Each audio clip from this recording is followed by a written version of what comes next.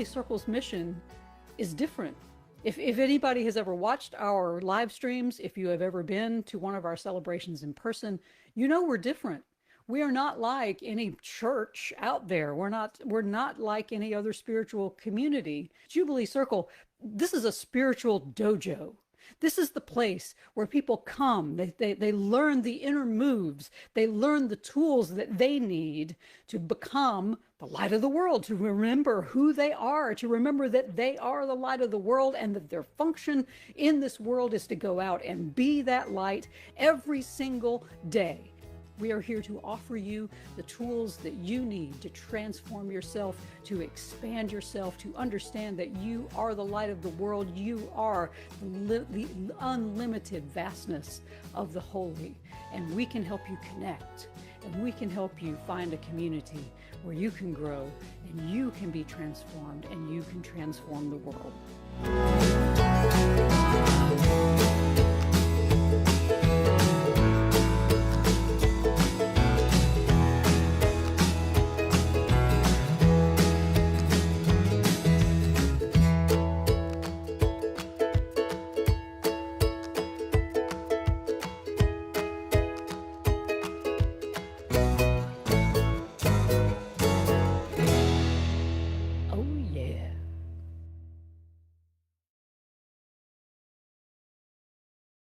Not yet.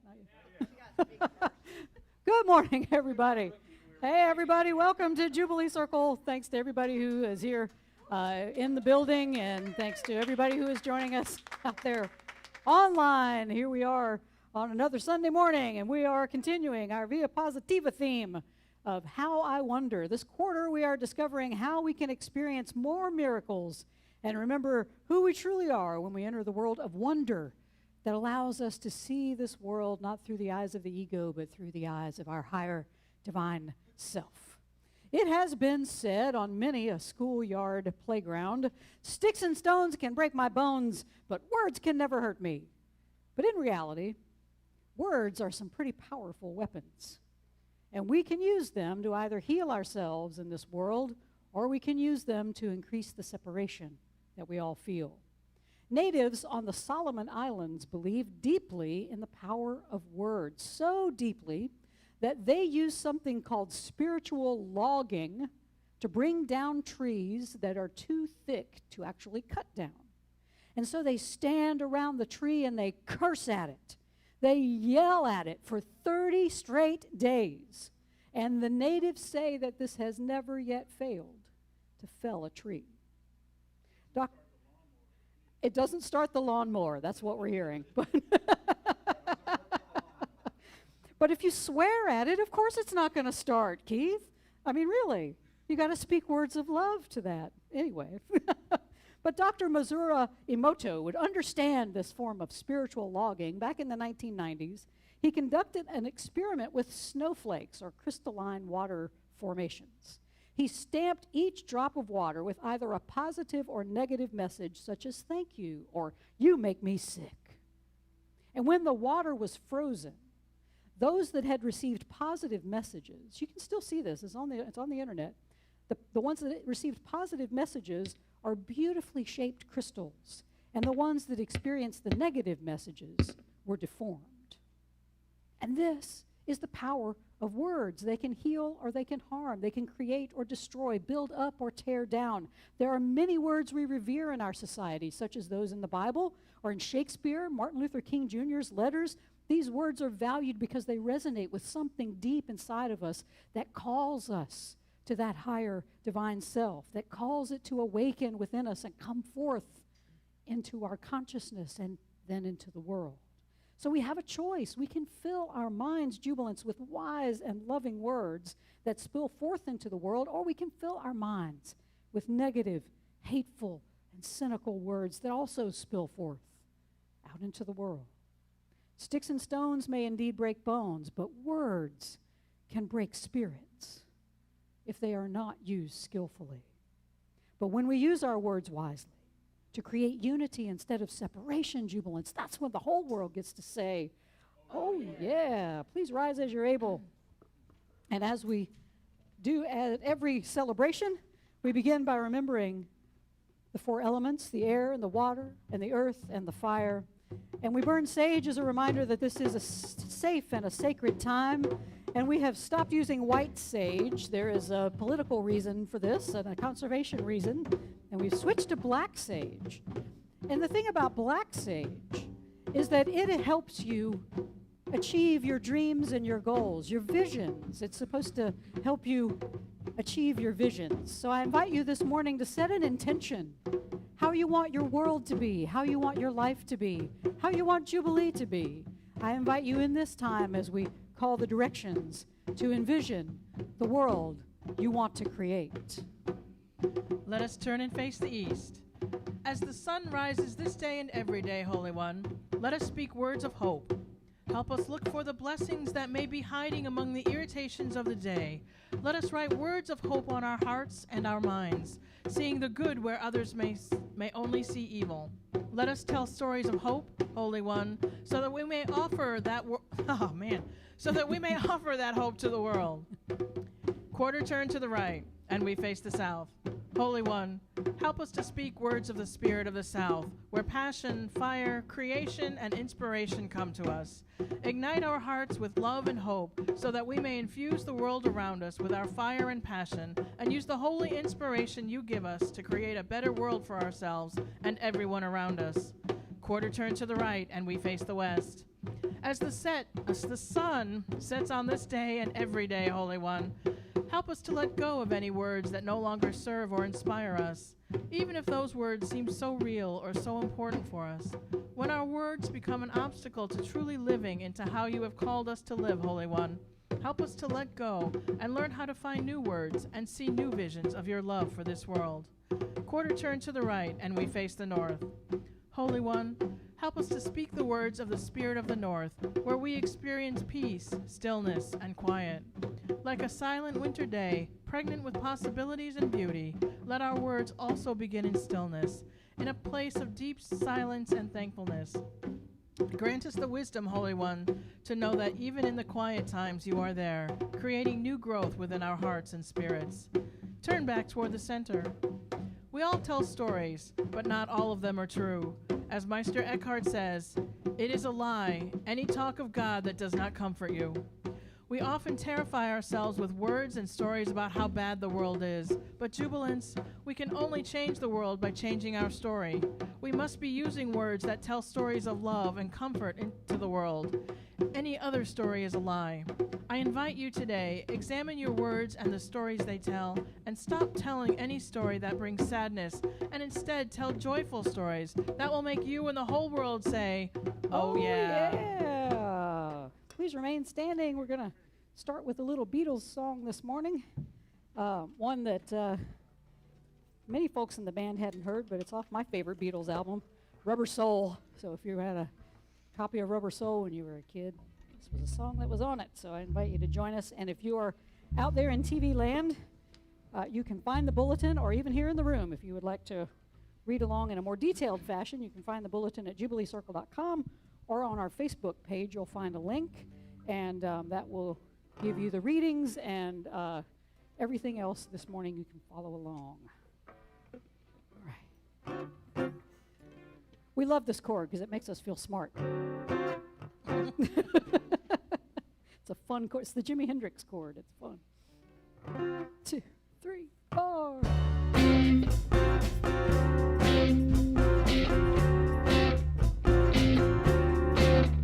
Say the word and you'll be free. Say the word and be like me. Say the word I'm thinking of. Have you heard the word is love? It's so fine, it's sunshine. It's the word love.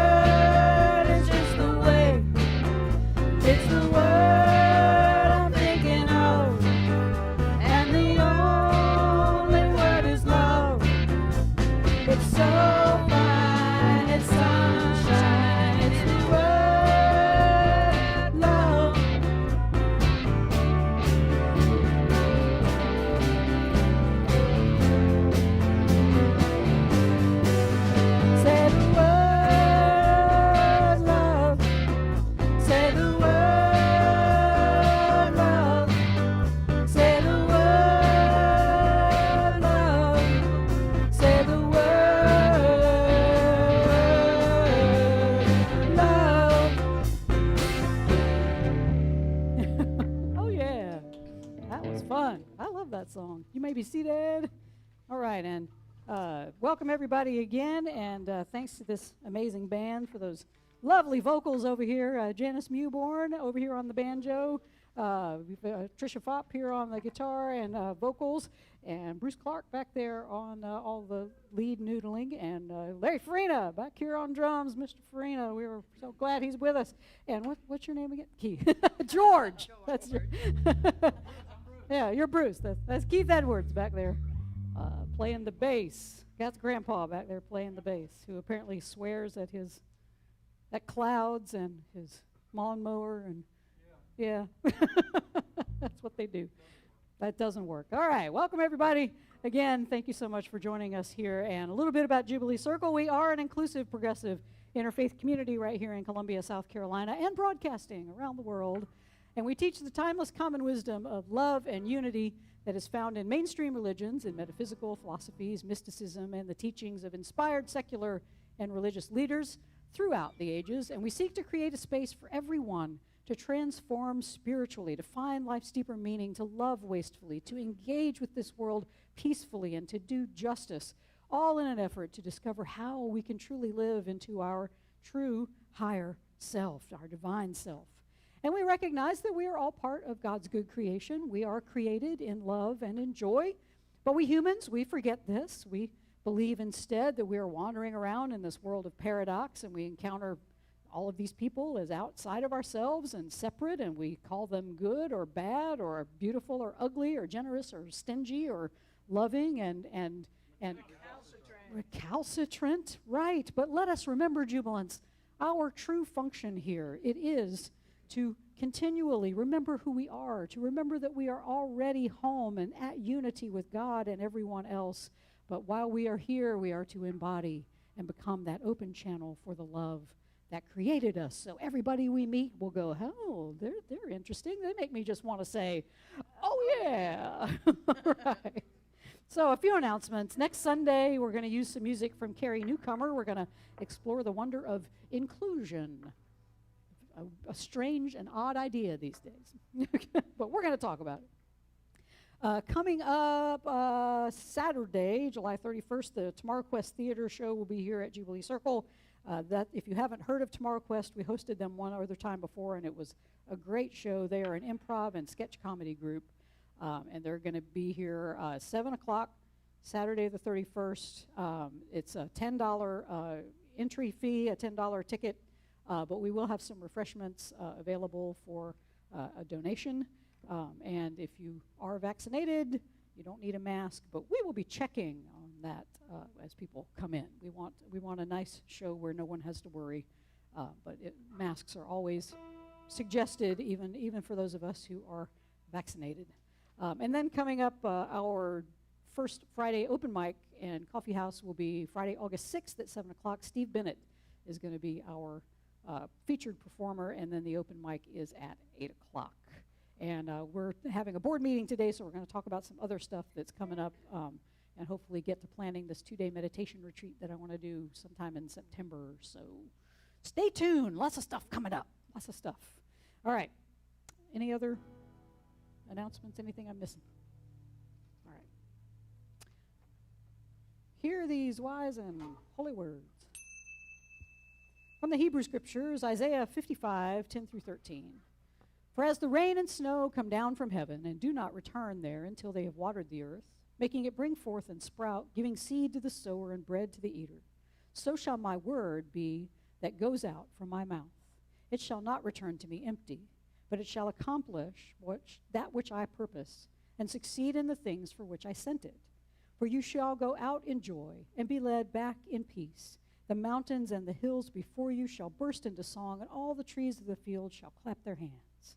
Instead of the thorn shall come up the cypress. Instead of the briar shall come up the myrtle, and it shall be to the Lord for a memorial, for an everlasting sign that shall not be cut off. From the Jesus story, Matthew 13, 18 through 23. Hear then the parable of the sower. When anyone hears the word of the kingdom of God and does not understand it, the evil one comes in and snatches away what is sown in the heart. That this is what was sown on the path. As for what was sown on rocky ground, This is the one who hears the word and immediately receives it with joy. Yet such a person has no root, but endures only for a while. And when trouble or persecution arises on account of the word, that person immediately falls away. As for what was sown among thorns, this is the one who hears the word, but the cares of the world and the lure of wealth choke the word, and it yields nothing. But as for what was sown on good soil, this is the one who hears the word and understands it, and indeed bears fruit and yields, in one case 100-fold, in another 60, and in another 30. From A Course in Miracles Manual for Teachers. Peace is impossible to those who look on war. Peace is inevitable to those who offer peace. How easily, then, is your judgment of the world escaped? It is not the world that makes peace seem impossible. It is the world you see that is impossible. Peace now belongs here because a thought of God has entered. What else but a thought of God turns hell to heaven merely by being what it is? Now is the question different. It is no longer, can peace be possible in this world, but instead, is it not impossible that peace be absent here? These are wise and holy words. Thanks be to the holy. All creation is holy word. All creation speaks volumes of the holy. Hallelujah. Let's stand and sing.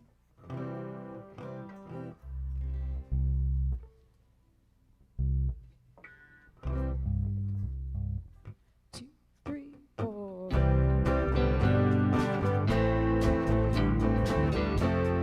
This is our social distancing song now. You can hug at your own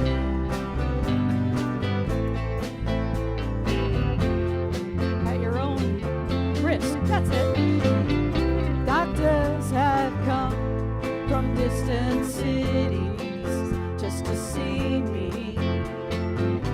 Stand over my bed, disbelieving what they're seeing. They say I must be one of the wonders, God's own creation. Love you, Bob. And as far as they see, they can offer no explanation. People see me, I'm a challenge to your balance. I'm over your heads out, I confound you and astound you to know I must be one of the wonders, God's own creation. And as far as they see, they can offer no explanation.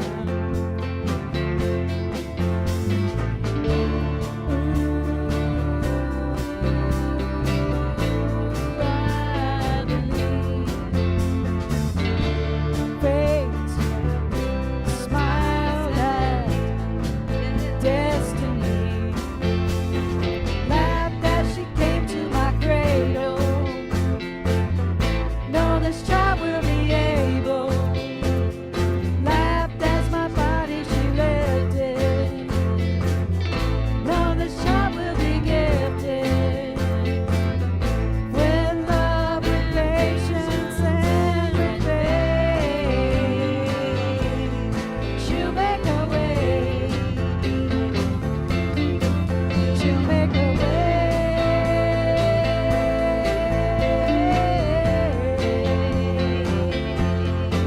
She'll make a way.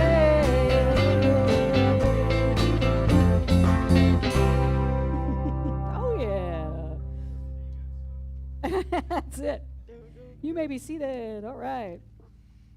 All right, our sermon song this morning comes from Tracy Chapman. This song is called Speak the Word, and it was on her 2000 release called Telling Stories.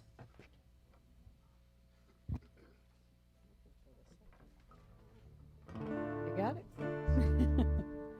All right, here we go. Drummer starts this one.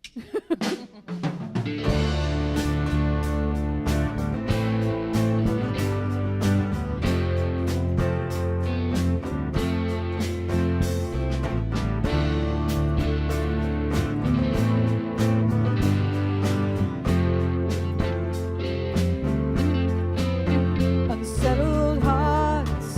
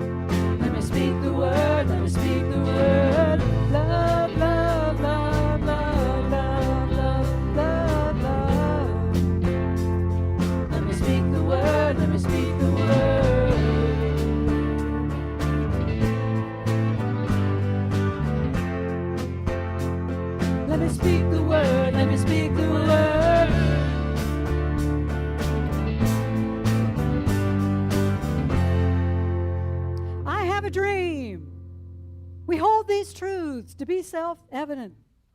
We have nothing to fear but fear itself. Love your enemy. Do good to those who hate you.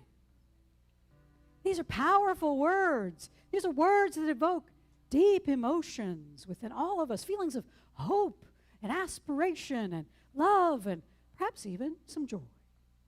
And this is the power of words. They can move us in ways that often actions cannot. We hear an inspiring speech and we strive to do better. We read inspiring words and we seek to live them out in the world. Words have power to move us from fear to love, to help us overcome our ego and live into that higher divine self. And that's why they are one of the best ways for us to achieve wonder. But we have to be skilled in how we use these words. Otherwise, like I said, they can injure. They can even kill us or others. Today, we are witnessing the power of words, even in just 140 character bursts on Twitter. It's enough to turn us against one another. When that happens, we usually call it propaganda. You know, the Nazis were pretty masterful at that. They used words to dehumanize and humiliate the Jews. Supporters of slavery were good at it too. They painted black men and women as animals, not even human, no morality. Misogynistic forces have used the words to debase women, to paint them as the weaker sex. Nothing without a man to protect them. Megan Phelps Roper. She knew the power of words to dehumanize and attack fellow human beings too. She was a member of the family that started the Westboro Baptist Church in Topeka, Kansas. And she would write those signs she would write those words on protest signs to protest everything from gay pride parades to veterans' funerals. You've seen the folks with the God hates fags signs. They also had one that said, "Thank God for IEDs." Improvised explosive devices that kill U.S. soldiers in war. You know these people, you've seen them. The words on her signs and those she screamed during protests, they produced rage and hatred in many of those who read and heard them. That rage and hatred, it followed Phelps Roper when she set up a Twitter account to continue her barrage against groups that her church had taught her to hate. But there were a couple of exceptions. After sending a tweet attacking Jews, she called out a man named David Abitbol, who is the founder of a Jewish culture blog called Jewlicious. I love the name of that. And Abitbol responded, and they began this Twitter debate amongst themselves. But instead of attacking Roper Phelps, Abitbol, or Phelps Roper, whoever, he tried to keep it light. He tried to banter with her about TV shows and other topics, and he told her once, you know, for an evil something, you sure do crack me up. For her part, Phelps Roper said of Abitbol, I knew he was evil, but he was friendly. So I was especially wary because you don't want to be seduced away from the truth by a crafty deceiver. Abitbol kept pressing Phelps Roper about the church and her beliefs. He used his words skillfully to challenge her while remaining friendly. And Phelps Roper kept asking him to repent of being a Jew. But in the end, it was Phelps Roper herself who repented. And she left Westboro Baptist Church. There were many factors in her decision to leave, but when she tweeted about her decision, she was met with a flood of support. She said, I expected a lot more people to be unforgiving. For as the rain and snow come down from heaven, the ancient prophet Isaiah says, speaking for God, and do not return there until they have watered the earth, making it bring forth and sprout, giving seed to the sower and bread to the eater, so shall my word be that goes out from my mouth. It will not return to me empty, but it shall accomplish that which I purpose and succeed in the thing for which I sent it. The experience of Phelps Roper and Abitbol, the experience they had on Twitter shows the power of words. Phelps Roper's words went out, but they did not return empty.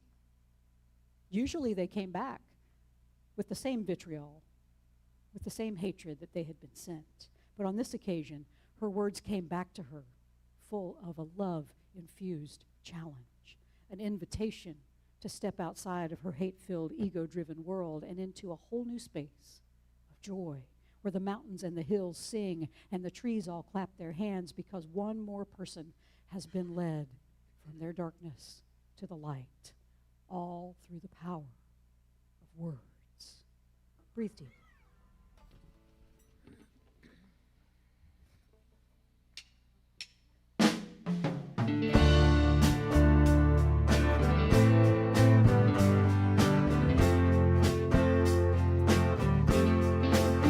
These weekend knees have not touched ground or pew in ages. I haven't bowed my head to offer thanks to any God or to ask for favors.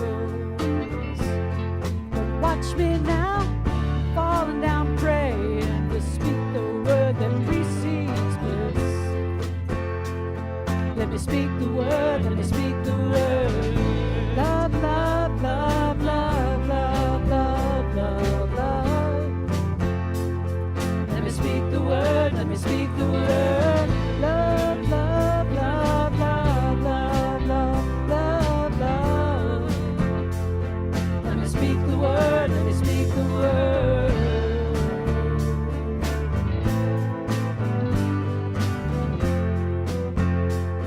Let me speak the word, let me speak the word.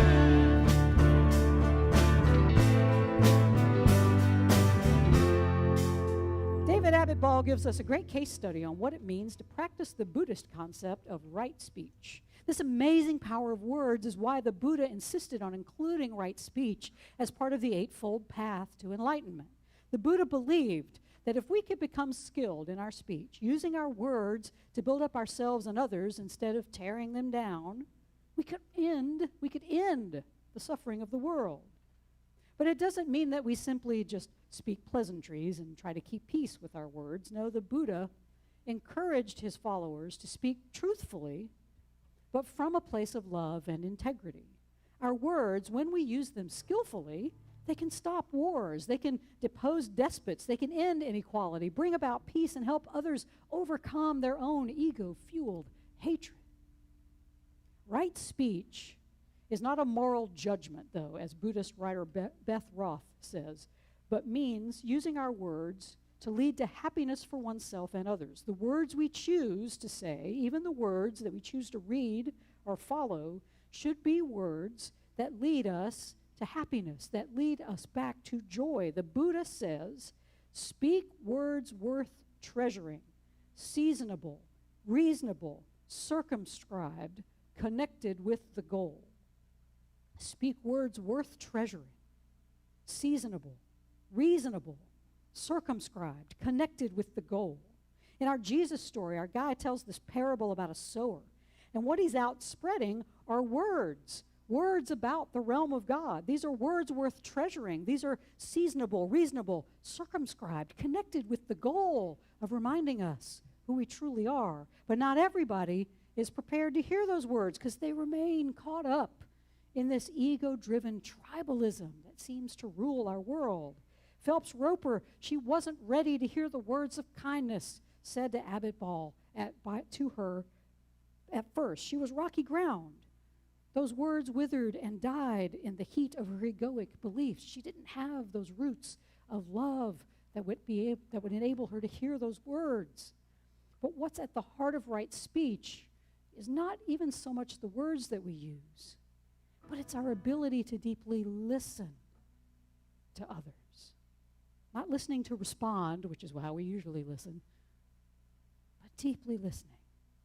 And this is what Abbott Ball did. He relentlessly used seasonable and reasonable words connected to his goal of beginning to till the soil of Phelps Roper's heart so she could become that fertile ground for a message of love and repentance to take shape so she could remember who she truly was And remember, that word repentance doesn't mean we have to feel guilty and beat ourselves up for what we've done in the past. Repentance just means to change your mind, to be willing to see differently. Over time, that rocky ground of ego that was within Phelps Roper's heart, it began to give way. And it revealed the rich soil of that higher divine self when it was ready to receive Abbot Ball's words. But this idea of both speaking rightly and listening deeply, it brings another important point up about words.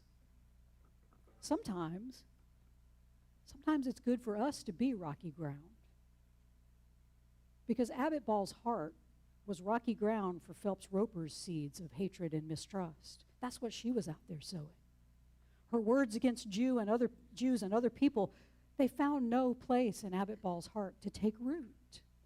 He couldn't grow his hatred toward her. He was rocky ground for those words of hate because he had already taken the time to cultivate the good soil of love and compassion within himself, so no seed of anger or hatred could take root in his heart and start to grow. So sometimes we need to be rocky ground, especially when others are trying to sow hatred and division and feelings of separation.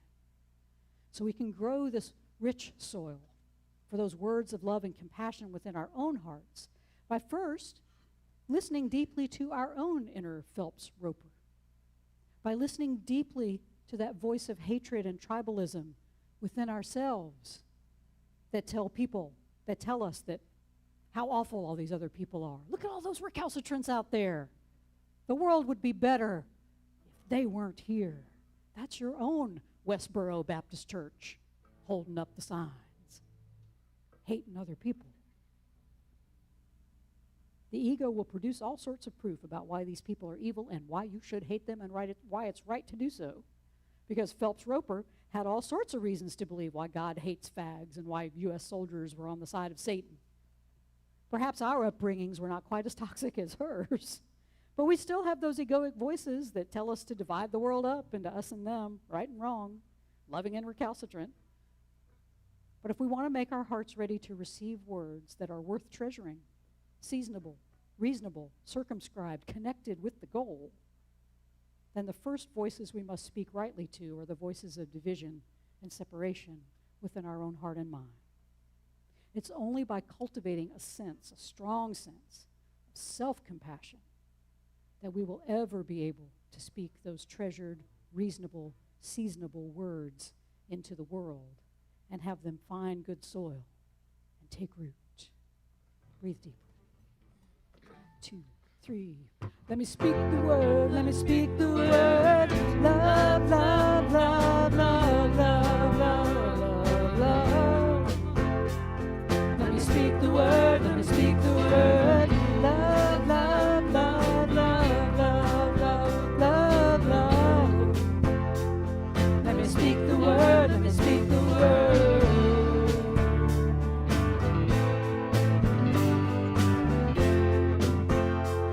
Let me speak the word, let me speak the word.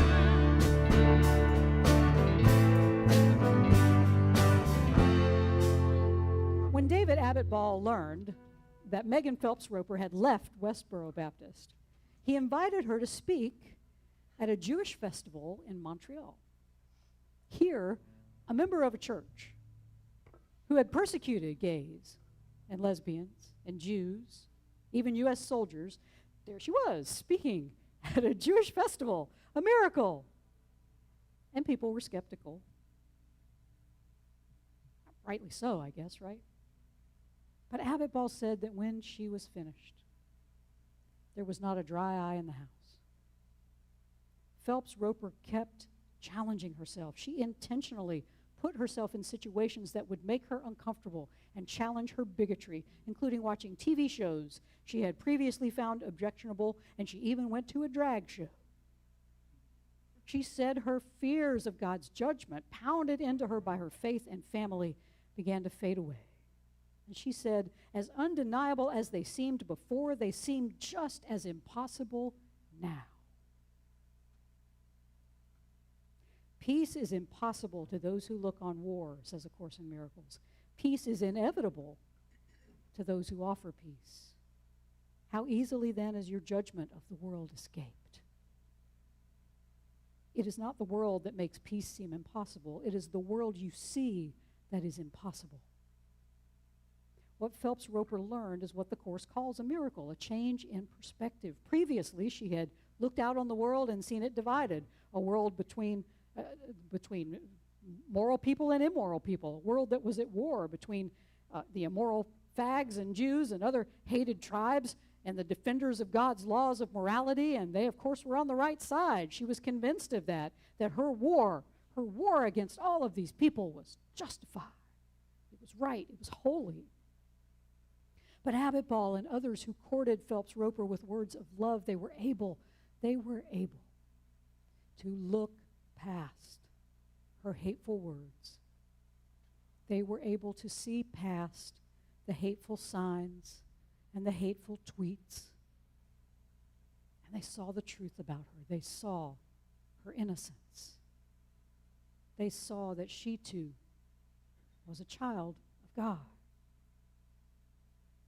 They stopped seeing her as someone out to create war and hatred, and they saw the peace and love within her that could emerge, but only if they planted the right seeds by deeply listening to her and using right speech to help her see her own innocence so she could escape that hateful ego. And that's the miracle that we all seek to create in this world jubilance, that shift in perception from fear to love, that ability to see innocence where others see guilt, that ability to see peace where others see war, that ability to see joy where everyone else seems to see despair. Oh, but the ego objects. I object. That's woo-woo crap right there. The ego says, and it's going to show you all sorts of evidence as to why the world is awful and why it's getting worse. And it's true. It does have a lot of evidence. But what the ego doesn't have is an opportunity for a miracle. That only comes when we dare to see beyond the ego's deceptions and see the world for what it really is. God created, God loved, and God blessed. What else but a thought of God, the Course asks, turns hell to heaven merely by being what it is? What else but a thought of God turns hell into heaven merely by being what it is? Now the question is different, the Course says. It is no longer can peace be possible in this world, but instead, is it not impossible that peace be absent here? For Phelps Roper, it is now impossible that God could condemn those in the world that she previously hated. For Abbot Ball, it is now impossible that words of love and compassion can be ineffective. They both know better. They have experienced the miracle of a new perspective, the miracle of changing their minds. They have chosen to see the world where it is a place that is impossible for peace to be absent. That's the world they see now. A place where the absence of peace is impossible. That's the world we can see. That's the world we can choose to see, jubilants. We must begin to see this world as a place where it is impossible to make war, where it is impossible to sow hatred, where it is impossible to be separated from one another. And we can only do that when we first believe that is impossible. It is impossible for us to use our words to harm anyone, most especially ourselves, because that's usually how we use our words, most harshly against ourselves. Instead, we must always and in all times practice right speech, find the ways to speak the words of love at all times, both within ourselves and out in the world. Remember, though, right speech, it's not about projecting some happy, slappy, false happiness or unity, because sometimes love speaks words of challenge.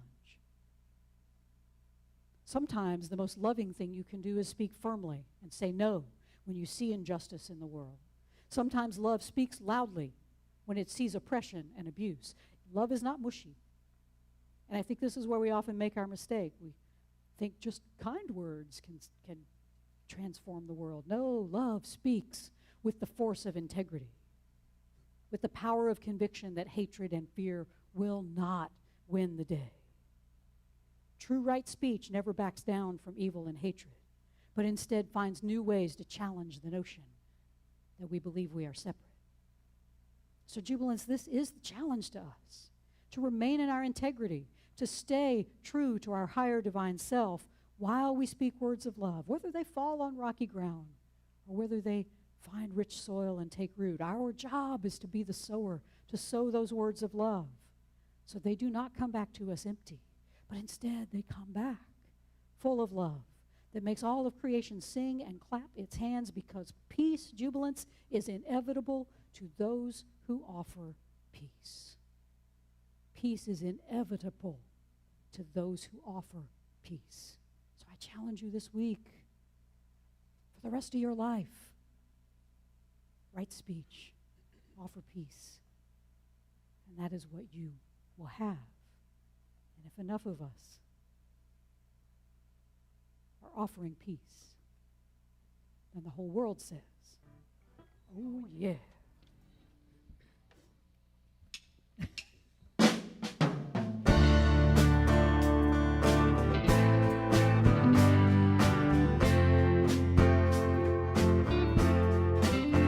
Unsettled hearts promise what they can't deliver.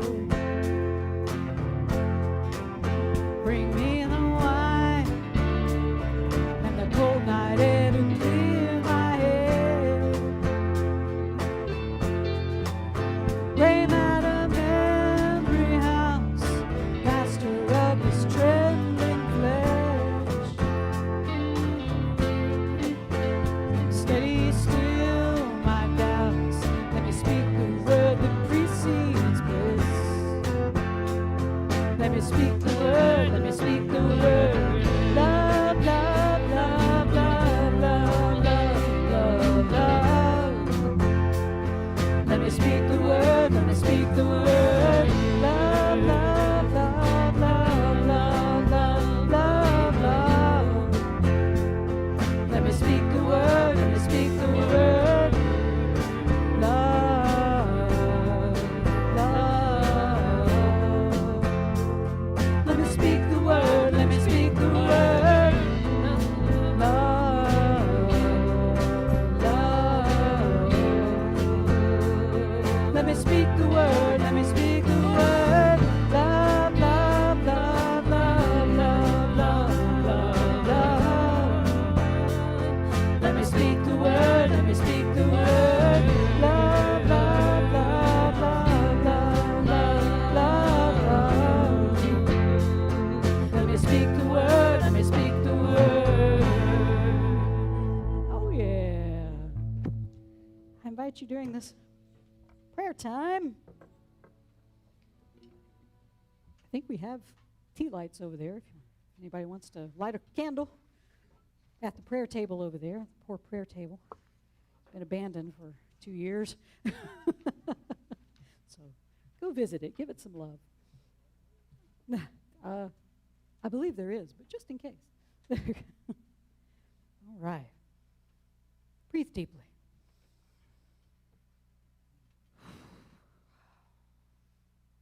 Over these past few weeks and months, I've been trying to practice this. I've been trying to practice speaking rightly, speaking words of love. One of the best ways I've found to do it is whatever your first impulse is to say, don't. Don't. Pause. Breathe deeply. Just somebody says something and it triggers you, just like, put a smile on your face, you know? Because whatever you were planning on saying is going to come from your ego. That's just the way it is, because the ego speaks first, and it speaks loudest, and it usually speaks the rudest. And so instead of having to take back words,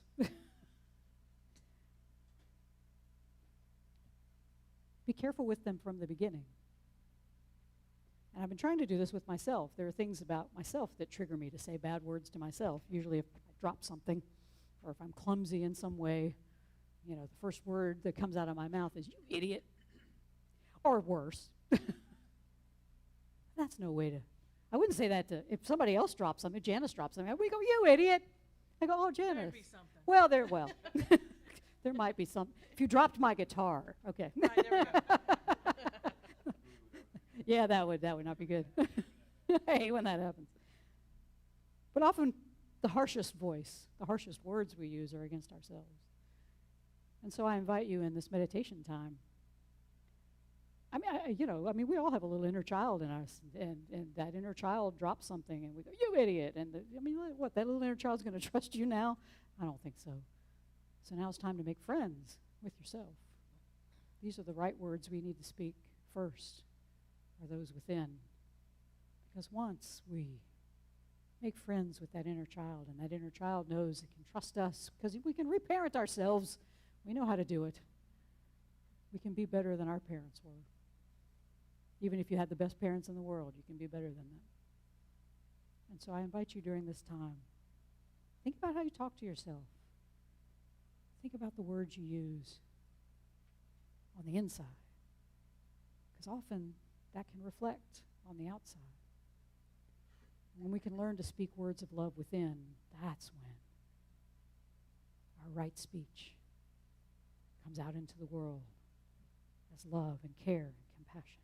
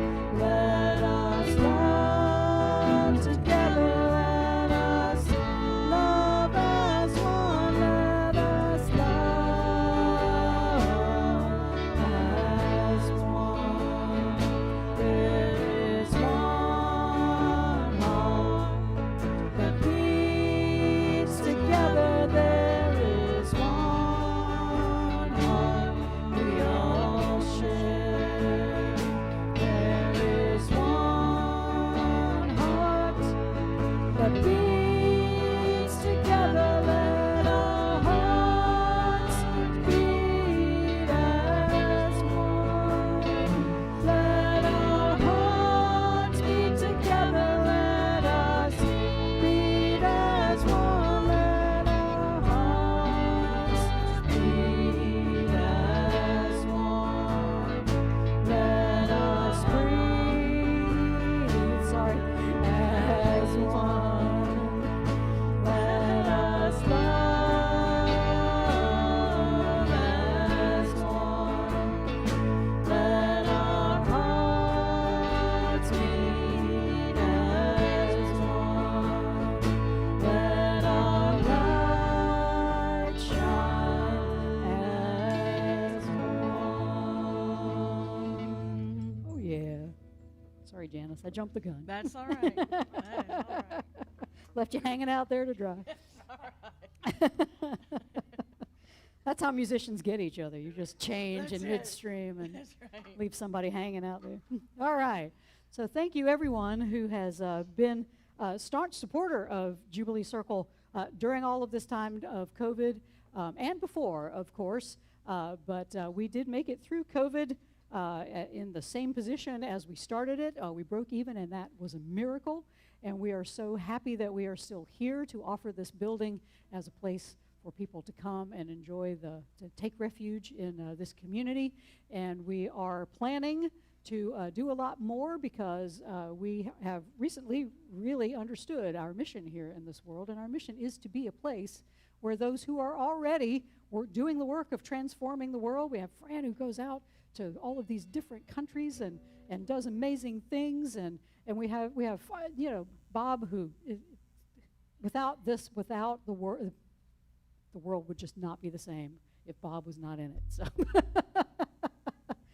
but here in this congregation, in this community, we have people who are social workers, we have people who are teachers, we have people who are former teachers, we have people out there already doing the transformative work in the world.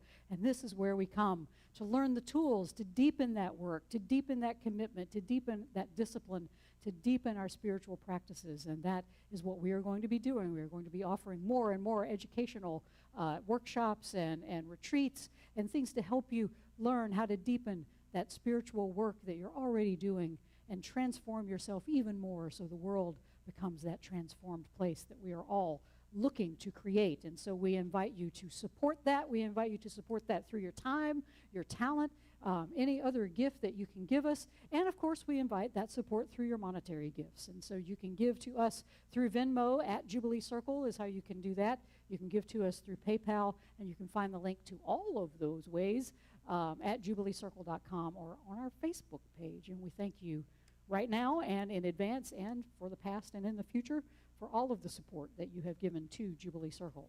All right, so let's get ourselves out of here, and we will be doing our Zoom call both here in the room and on Zoom. So we'll do a hybrid talk back in just a few moments where we will come together and fellowship and talk a little bit about today's message, our thoughts about that, and other ways we can deepen our understanding and the tools of transformation in the world.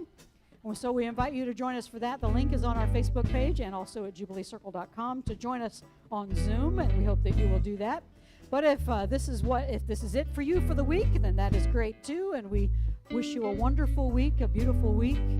And we leave you with the words of Meister Eckhart, who reminds us that if the only prayer you ever say your entire life is thank you, that will be enough, because if we are living with words of gratitude in our minds and coming out of our mouths, and that is the prayer to God that we need to be offering at all times. So I invite you all this week to be saying thank you. Thank you. And say, Oh yeah. oh yeah. We all walk together, hand in hand, side by side. We all walk together, hearts and arms open wide. We make our way by walking, in love we will abide. The path is always open, no traveler is denied.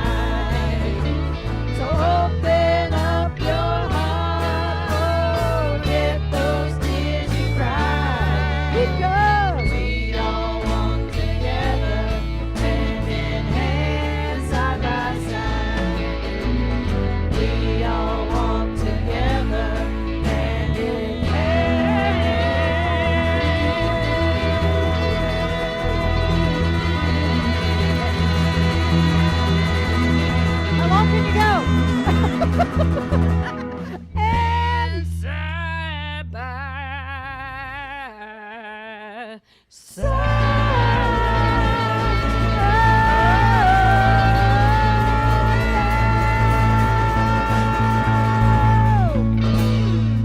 oh yeah. All right. Thank you for joining us this week. See you on the Zoom.